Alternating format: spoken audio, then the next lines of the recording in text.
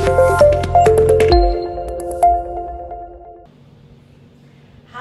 selamat sore kawan pajak. Apa kabarnya nih?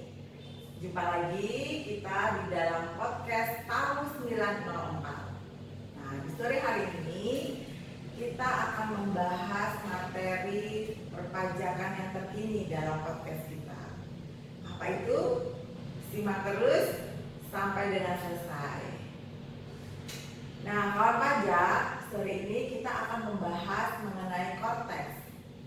Korteks saat ini sedang gencar-gencarnya dilakukan edukasi oleh seluruh KPP di seluruh wilayah Indonesia. Nah, sore ini kita sudah kedatangan narasumber untuk membahas salah satu proses bisnis dalam Korteks. Baik, saya perkenalkan dulu narasumber kita yaitu Kak Suryaningsih. Halo Kak Suryaningsih. Halo Kak Riasi, halo kawan pajak. Semoga kawan pajak dimanapun berada selalu dalam keadaan sehat dan berbahagia ya. Oke, Kak Suryaningsih ini adalah salah satu fungsional penyuluh di KPP Madya Denpasar. Nah, sore ini kita akan undang untuk membahas lebih detail mengenai proses bisnis pembayaran dalam Korteks. Nah, apa saja yang baru dan apa saja yang berubah dalam proses bisnis pembayaran akan dijelaskan secara detail oleh Kak Suryaningsih. Oke, silakan. Nah, pasti kawan pajak masih banyak yang belum tahu nih bahwa proses bisnis pembayaran ini merupakan salah satu proses bisnis yang sedang dilakukan reformasi dalam sistem Korteks. Nah, apa saja yang menjadi pertimbangan DJP ini Kak untuk melakukan reformasi pada proses bisnis pembayaran? Oke, baik Kak, sebelum saya menyampaikan Kak ya apa yang nanti saya jawab mungkin dari beberapa pertanyaan yang Kakak harus diberikan. Jadi disclaimer dulu ya kawan pajak bahwa apa yang saya sampaikan ini pada presentasi atau podcast saat ini masih bisa berubah sesuai dengan ketentuan perpajakan. Oke, jadi masih bisa berubah Ya, jadi proses bisnis pembayaran itu terdiri dari proses pembuatan kode billing, pembayaran pajak, dan proses pemindahan bukuan. Selain itu ada juga pengembalian pajak tindakan utang dan juga pemberian imbalan bunga. Jadi itu tercakup semua dalam proses bisnis pembayaran. Nah, saat ini masih banyak tantangan-tantangan yang dihadapi pada proses bisnis pembayaran, baik dari segi wajib pajak maupun dari segi fiskus. Dari segi wajib pajaknya sendiri itu jika wajib pajak tidak bertanya nih ke DJP, jadi wajib pajak tidak akan tahu apa saja yang masih menjadi kewajiban perpajakannya yang belum dibayar, karena tidak ada sistem nih yang bisa secara real time menyampaikan kepada wajib pajak apa kewajiban pembayaran pajak yang belum dibayarkan. Kemudian selain itu juga wajib pajak di sini dalam proses bisnis pembayaran mulai dari pembuatan kode billing sampai dengan pembayaran menggunakan aplikasi tentunya. Jadi ada proses yang cukup panjang digunakan. Oleh karena itulah nantinya kedepannya akan ada sertifikasi. Itu dari segi wajib pajak ya Pak. Sementara dari segi fiskusnya sendiri, pada proses bisnis pembayaran saat ini itu belum terintegrasi dengan proses bisnis lainnya. Jadi ketika wajib pajak melakukan pembayaran ini belum masuk ke sistem secara real time. Jadi kita dari segi fiskus sendiri tidak aktif nih hak dan kewajiban yang sudah dilaksanakan oleh wajib pajak seperti itu. Kemudian saat ini pembuatan kode billing yang masih manual kayak itu menjadi salah satu dari penyebab banyaknya proses atau permohonan pemindahan bukuan yang masuk ke DJP. Dan ini menjadi beban administrasi tersendiri bagi DJP. Seperti itu Kak.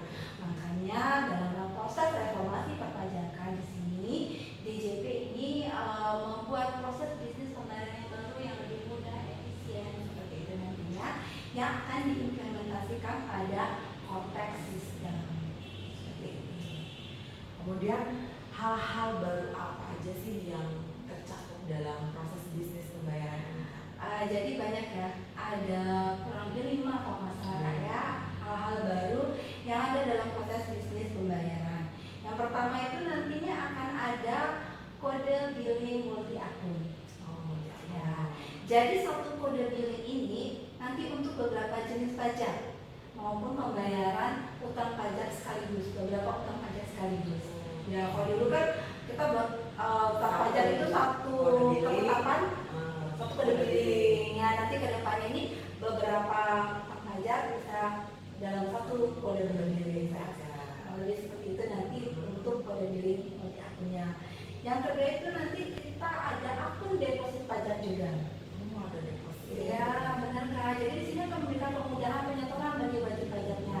Jadi wajib pajak bisa menyetor pajak dari awal untuk melunasi kewajiban pajaknya. Jadi di sini wajib pajak bisa terhindar dari sanksi keterlambatan pembayaran karena tanggal yang diakui nanti itu adalah tanggal pada saat pembayaran deposit pajaknya. Jadi nggak ada STP untuk denda Iya, pembayaran. jika sudah punya saldo deposit, jadi ini bisa aman nanti untuk wajib pajak. Ya, itu. Yang selanjutnya yang ketiga terkait dengan permohonan wajib pajak. Jadi nanti kedepannya permohonan pemindahan bukuan, restitusi, imbalan bunga itu lebih mudah karena bisa dilakukan secara online atau disampaikan juga ke KPP dimanapun. Jadi bisa di KPP dimanapun secara langsung atau iya benar, atau lebih mudah tadi dengan menggunakan sistem online. Iya, ini jadi benar-benar sangat memudahkan wajib pajak. Kemudian selain itu nanti ada dashboard kode billing aktif juga Kak. Jadi nanti ini ada informasi terkait kode billing yang pernah dibuat, yang masih aktif tapi belum dilakukan pembayaran. Jadi nanti pada sistem kontak itu sudah difasilitasi dashboard kode billing aktif. Dan yang terakhir ini yang kelima ada kanal pembayaran terintegrasi namanya. Jadi ketika wajib pajak akan melakukan pembayaran, nanti itu akan langsung terhubung dengan bank. Di dalam sistem Cortex ya. Buat kode billingnya pada sistem Cortex, kemudian terhubung dengan Bank selaku pembayaran. ya, maka pembayaran. Nah tadi kan disampaikan ada kode billing ya Kak. Ya. Sebenarnya di konteks nanti untuk cara pembuatan kode billing itu bagaimana Kak? Oke, jadi DJP ini pada sistem Cortex memperbarui tata cara nanti pembuatan kode billing. Nanti kode billing itu ada 3 kategori nih Kak. Yang pertama itu kode billing dibuat dari draft SPT. Ya, jadi ketika draft SPT kurang bayar nanti pembuatannya melalui kode billingnya dari draft SPT. Yang kedua itu dari draft data penagihan tagihan. Jadi nanti ada juga Pak menu untuk melihat tagihan-tagihan apa saja yang digunakan. Itu nanti dibuatnya dari draft tagihan. Terus yang ketiga itu selain dari draft SPT dan draft tagihan pajak. Jadi nanti ada 3 cara atau 3 kategori ya untuk pembuatan tagihan. Nah tadi Kakak sampaikan kan tadi ada kode billing dari draft SPT Kak. Nanti untuk pelaporan SPT ke depannya nanti seperti apa? Apabila di dalam SPT masih terdapat kurang bayar, apakah harus membuat kode billing dulu seperti sekarang atau bagaimana Kak? Oke Kak, jadi pada sistem Cortex ya mungkin beberapa kawan pajak yang sudah ikut pelatihan ini bisa membayangkan ya bahwa nantinya pada sistem Cortex ketika sudah membuat draft SPT dan menunjukkan bila kurang bayar, ini wajib pajak menekan tombol PS atau bayar dan lapor. Nah nanti setelah itu sistem akan mengecek nih Kak, apakah wajib pajak memiliki deposit. Nah, jadi kalau misalnya depositnya cukup, nah pelunasan kewajiban pajaknya kita langsung menggunakan deposit. Tapi kalau depositnya kurang atau tidak memiliki deposit, nanti wajib pajak memilih pembuatan kode billing. Jadi kode billing setelah itu baru melakukan pembayaran. Ketika sudah bayar dan mendapatkan TPS, ini otomatis nanti SPT-nya akan tersubmit. Secara otomatis. Ya benar, ketika TPS ini nanti kan mengalir dari sistemnya Jenderal Perbendaharaan DJPB masuk ke dalam sistem Cortex. Jadi otomatis yang tadinya nanti SPT akan berubah menjadi SPT terlapor. SPT. Kemudian masa berlaku kode billing itu berapa lama? Baik, jika sekarang sekitar 14 hari ya Kak ya, kalau nggak salah ya, tapi 10 sampai 14 hari kalau nggak salah itu. Nanti ke depannya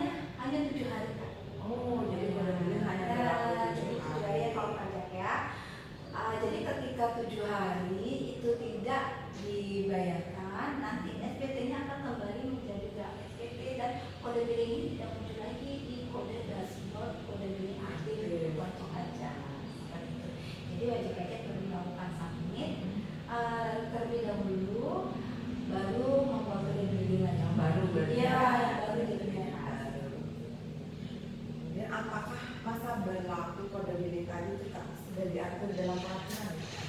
Nah ini Kak, jadi sebenarnya terkait dengan sistem-sistem yang ada di Cortex, apa yang baru pada Cortex ini sudah masuk dalam rancangan peraturan Direktur Jenderal Pajak.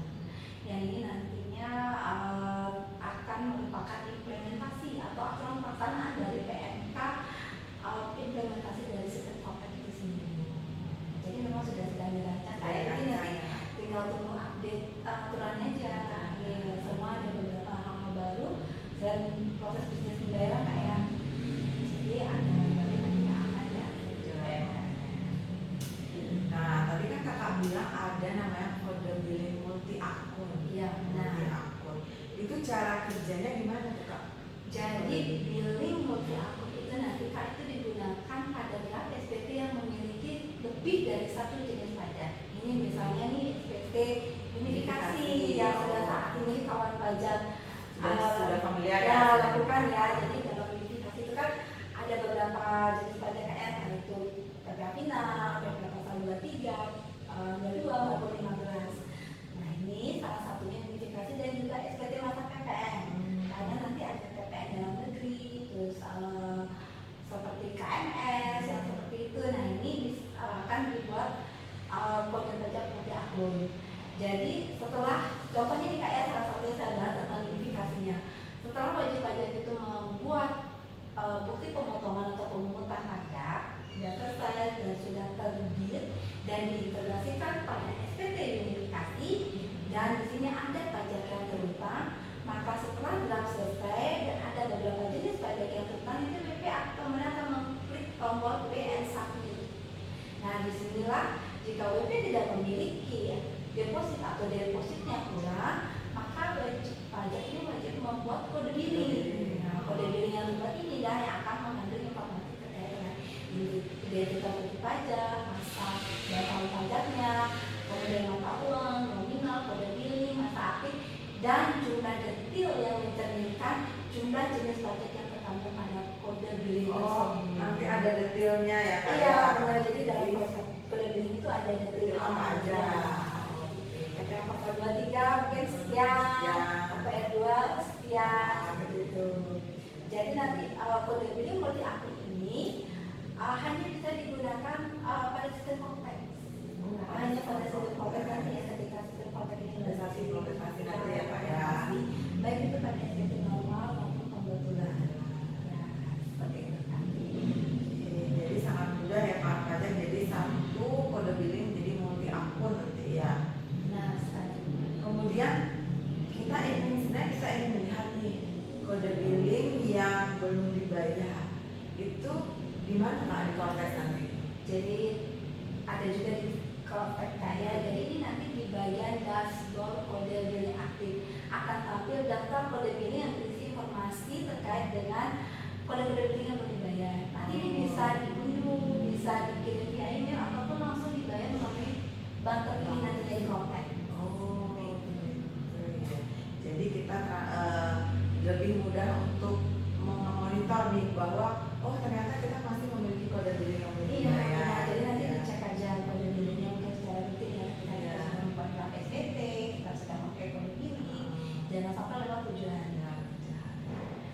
Nah jadi Kak, nah tadi kan Kakak bilang ada depositnya. Ini mungkin kalau beberapa pajak masih awam ya.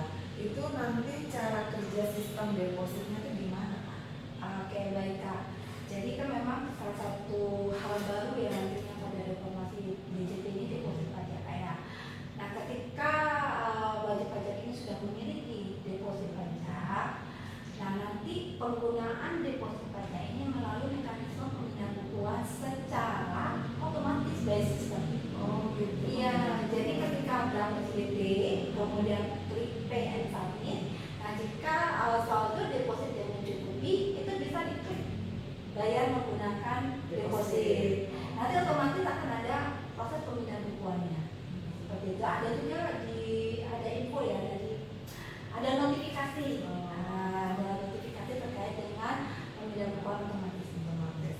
Kemudian wajib pajak ini bisa menggunakan akun depositnya untuk melunasi kewajiban pajak apapun, baik itu terkait dengan SPT maupun terkait utang pajak maupun kewajiban pajak lainnya yang tidak terkait dengan draft SPT maupun utang pajak. Bebas gitu Ya, jadi bisa digunakan untuk apapun aja seperti itu kan. Terus kemudian selanjutnya ini deposit pajak juga digunakan untuk memfasilitasi penyampaian SPT kertas yang dilakukan oleh wajib pajak usahawan nantinya.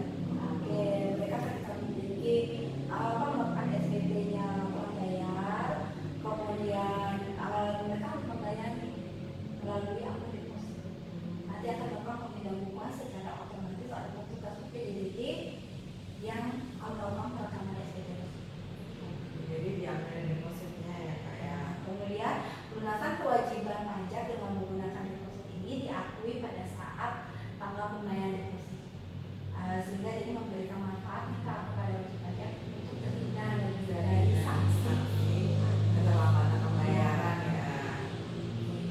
Nah tadi kan pakai deposit nih. Bagaimana misalkan ternyata kawan pajak ingin sebagian dibayar pakai deposit dan sisanya dibayar pakai billing, apakah itu dimungkinkan nanti di kertas? Ini nggak bisa jadi Kak. Jadi penggunaan deposit pajak itu kan dibuatnya pada draft SPT ya Kak ya. Terus kemudian juga untuk pelunasan utang pajak juga bisa. Nah, ketika wajib pajak ini memiliki tadi apa Deposit. ya deposit itu sedikit ya tidak Ya, cukup ya cukup tidak ya. cukup. Nah pada saat draft SPT kemudian depositnya tidak cukup, nanti akan ada muncul notifikasi Kak, bahwa saldo deposit tidak mencukupi untuk melakukan pelunasan kewajiban pajak. Dan selain itu juga tombol untuk depositnya tuh mati. Off ya. Jadi jangan kita diklik itu hanya tombol Kode pembuatan billing. kode billing. Oh. Ya jadi kurang lebih seperti itu ya. Jadi kalau misalnya, jadi nggak bisa setengah-setengah Kak. Setengah pakai deposit, setengah pakai kode billing. Nah, misalnya kalau pakai pajaknya jadi deposit ini full, harus tersedia dan mencukupi, baru bisa digunakan untuk melunasi kewajiban pajak. Nanti deposit itu apakah ada notifikasi atau pemberitahuan juga apakah harus diisi ulang gitu misalnya ada notif muncul di konteks? Sepertinya tidak ya Kak ya. Dari beberapa kali ini memberikan edukasi nih Kak kepada wajib pajak. Jadi pemberitahuannya itu ya pada saat kita akan lapor itu Kak, ketika slip PM sampling itu. Jadi kalau misalnya dia saldonya mencukupi, ya kita bisa bayar pakai depositnya. Tapi ketika tidak mencukupi, ya kita harus buat kode billing. Seperti itu. Atau mungkin juga bisa dicek di saldo balance. Jadi buku besarnya wajib pajak. Nanti kan di Kortes itu juga ada buku besar. Di sebelah kreditnya itu nanti bisa dicek juga. Balance. Ya, apakah masih memiliki saldo deposit atau sudah habis? Nah, lanjutin deposit. Apakah deposit, misalnya kita deposit di tahun ini nih, terus kita apakah nanti saldo deposit bisa digunakan untuk tahun berikutnya?